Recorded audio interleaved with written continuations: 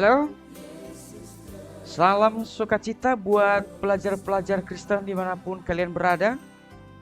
Hari ini kita masuk dalam pembelajaran penting, satu topik yang tidak pernah berhenti dibicarakan di kalangan pelajar Kristen, bahkan di seluruh dunia orang-orang percaya kepada Kristus, yaitu tentang hidup berpengharapan.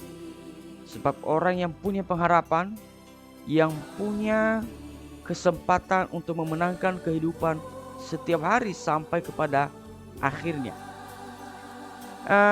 Belajar Kristen yang diberkati Tuhan, kita akan memulainya, dan kita memulainya dengan doa terlebih dahulu. Tuhan, kami bersyukur pada pagi hari ini kami bisa ada untuk hari ini. Kami di kelas ini bisa bersekutu bersama, sekalipun mungkin secara online, tetapi kami percaya bahwa Tuhan menolong kami terus kami memupuk pengharapan kami kepada Tuhan. Terima kasih Tuhan, terima kasih.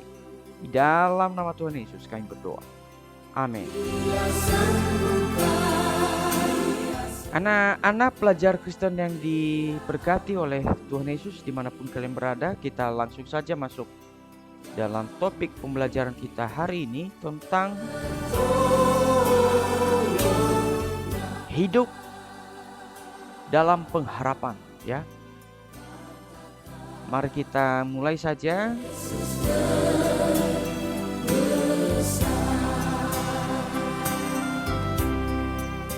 Pengharapan adalah keyakinan bahwa pada saatnya hal-hal yang baik akan terjadi, cepat atau lambat.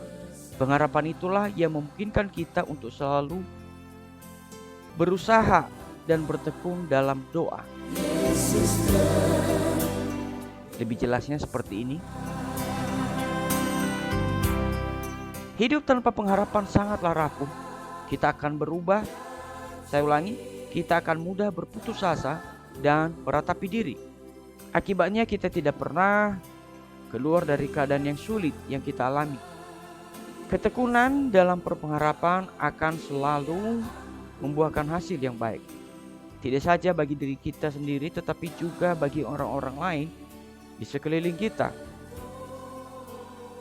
Sumber pengharapan kita tentu saja adalah Tuhan, yaitu Tuhan yang memberikan petunjuk melalui firman-Nya bagaimana kita bisa berbuat yang terbaik untuk diri kita, dan Dia tidak akan pernah mengecewakan. Itu janji Tuhan. Pelajar Kristen yang diberkati Tuhan, ada satu firman Tuhan yang ditulis oleh Paulus dalam 1 Korintus 46 ayat 13. Demikianlah tinggal ketiga hal ini, yaitu iman, pengharapan, dan kasih. Dan yang paling penting, yang paling besar diantaranya adalah kasih. Mengapa? Kurang lebih yang dimaksud firman Tuhan di atas adalah setiap orang, baik muda maupun tua, punya kewajiban untuk memiliki kasih, melakukan kasih, memikirkan kasih, berbuat kasih, segala sesuatu yang baik sikap maupun perbuatan. Dasar dan fokusnya adalah kasih. Berharap akan kedatangan Mesias. Ini satu sejarah kisah umat Tuhan pada masa perjanjian lama. Ada satu cuplikan sejarah nyata dalam kisah kitab perjanjian lama, yaitu tentang Salomo.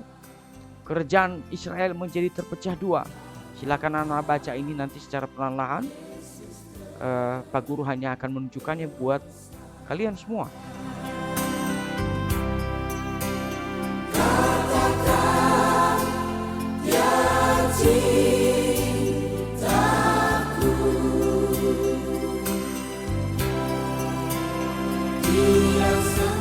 Berikutnya, dalam keadaan demikian, umat Israel terbagi menjadi dua kelompok. Pertama, mereka yang sudah kehilangan pengharapan dan kepercayaan terhadap janji Allah. Tidak sedikit dari mereka yang memilih untuk memberontak atau menjadi penjahat yang mengacaukan keadaan. Kedua, mereka yang masih percaya pada janji Allah dan tetap berpengharapan akan datangnya Sang Mesias yang akan membebaskan mereka dari tangan penjajah.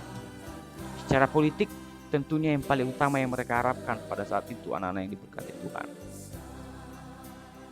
Nah, di dalam kelompok kedua termasuk kita sampai hari ini, kita masuk dalam kelompok ini, kelompok kedua ini. Misalnya dalam kisah ini ada seorang bernama Simeon, dicatat oleh penulis kitab Lukas yang menyebut bahwa seorang yang benar dan saleh menantikan penghiburan bagi Israel, yaitu Lukas 2:25. Di sana dikisahkan sejarahnya. Ia dengan setia beribadah kepada Tuhan, berdoa, menyembah dan melayani Tuhan di bait Allah. Simeon percaya saatnya akan tiba bagi Allah untuk memenuhi janjinya. Kepercayaan yang terus dipegang dipelihara sampai masa tuanya. Tentu tidak mudah bagi Simeon untuk terus mempertahankan keyakinannya itu, apalagi di tengah ketidakjelasan nasibnya, bangsanya, juga keadaan fisiknya yang semakin hari semakin tua. Akan tetapi Simeon tetap berpengharapan. Ia tetap teguh meyakini bahwa ia akan melihat Sang Juru Selamat, yaitu Mesias yang ditunggu-tunggu itu. Lukas 2:26. Anak-anak yang berkati Tuhan, silakan dibaca berulang-ulang. Pengharapan Simeon tidak sia-sia. Suatu hari Roh Kudus menggerakkan hatinya untuk datang ke bait suci. Di sana ia bertemu dengan Maria dan Yusuf yang sedang membawa bayi Yesus. Sebagaimana aturan dalam hukum Taurat, beberapa hari setelah dilahirkan, setiap bayi laki-laki harus dibawa ke bait suci untuk diserahkan kepada Allah. Begitu melihat bayi Yesus, Simeon segera menggendongnya sambil memuji Allah. Ia pun berseru, "Sekarang Tuhan, biarkanlah hamba-Mu ini pergi dalam damai sejahtera sesuai dengan firman-Mu, sebab mataku telah melihat keselamatan daripada-Mu yang telah Engkau sediakan di hadapan segala bangsa, yaitu terang yang menjadi pernyataan bagi bangsa-bangsa lain dan menjadi kemuliaan bagi umat-Mu Israel." Lukas 2:29-32. Pujian ini adalah ungkapan sukacita Simeon bahwa ia boleh mengalami bagaimana janji Allah digenapi, bukan hanya bagi dirinya tetapi juga bagi orang lain, bagi bangsa lain, bahkan bagi umat Israel itu sendiri. Anak-anak yang diberkati Tuhan, kita renungkan ini. Ini sangat penting.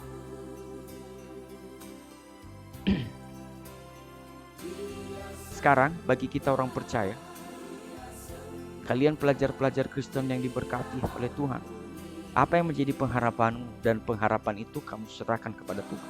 Sampai detik ini, apa yang kamu harapkan, yang sudah terwujud dan yang juga masih akan terwujud, tetapi kamu serahkan kepada Tuhan. 2. Bagaimana cara kamu memiliki keyakinan tentang pengharapanmu yang kamu doakan akan segera terwujud dalam pendidikan, dalam keluarga, atau di dalam pengharapan-pengharapan imanmu secara pribadi kepada Tuhan? Tentu kamu telah mendoakan dan menyerahkannya kepada Tuhan. Saya mengajak, Pak Guru mengajak kalian untuk punya pengharapan terus dalam keadaan sesulit apapun. Kita tetap punya pengharapan bahwa Tuhan mampu menolong dan membela kita di dalam setiap iman dan pengharapan kita kepada-Nya. Demikian pembelajaran kita hari ini. Mari kita berdoa. Tuhan, kami bersyukur sekali lagi untuk topik yang baik ini, pembelajaran tentang pengharapan dan iman kami kepadamu. Sungguh Engkau telah berkati kami dengan keyakinan yang penuh, sehingga kami menaruh pengharapan kami kepadamu, kepada Yesus Kristus, Tuhan dan Juru Selamat pribadi kami satu-satunya. Terima kasih Tuhan, dalam nama Tuhan Yesus kami berdoa. Amin. Yesus